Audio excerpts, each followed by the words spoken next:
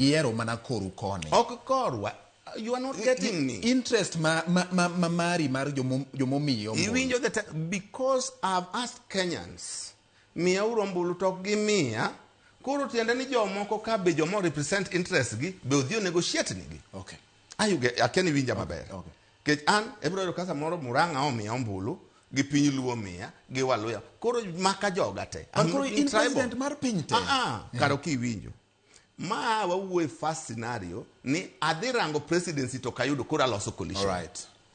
Mano post elections coalition. Yes. Okay. Kora loso coalition nikech koromo jodala wa mbulo koromo. Right. So that the third position technical document will be on technical positions. The directors in charge of areas mar key to my technical documents ka adwarogi. After that kati mi amna minister chiel. Kata dok mana nindo. Development team rekozo kutemre.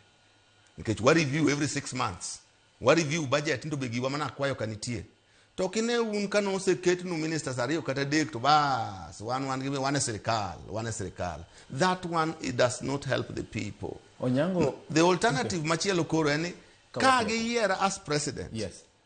Then ma okane malos it will be dependent ni oyiera gombulu moro moloso serikal kenda kosa loso coalition gi joma moko. Manan president ma Kenya.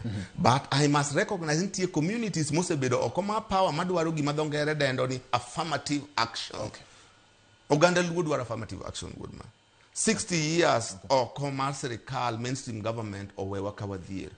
Owewa kawanchien wadwaro affirmative action katoria osekalowa. So amongst the communities madwaro affirmative action, Luo land dwaro affirmative action. Wach ni midwa nyiso jaluo mogik nikech onyiso ni time marwa emorumo. But purwa biro duogo mang'wech. Podi wacho ni dhi rumo gi joluo iwuo kodgi mondo gimi tong' kore ringe dhi oko. Wabiro duogo ng'eyo ni sami chako ng'wech ni chake yo machalo nade. Ang'o midwa nyiso nyakwara Mugajwang' maneni gi sano Nyangolo. Wach ni mogik mowuok e chunyi. Erokamano nyikwara Mugajwang'.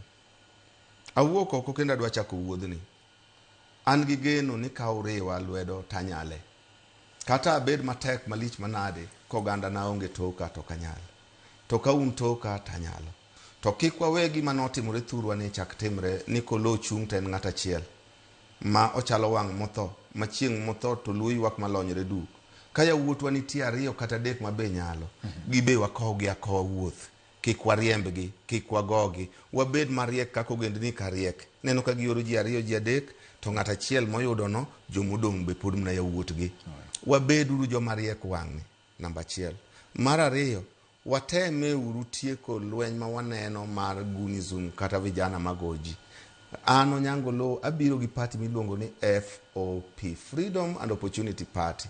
One final stages mag tieko wechege mag registration. Okay. Akwayo kaka oganda te wadonjuru, wariwre uru, mae odwa mwager godo hinga mar Ramogi.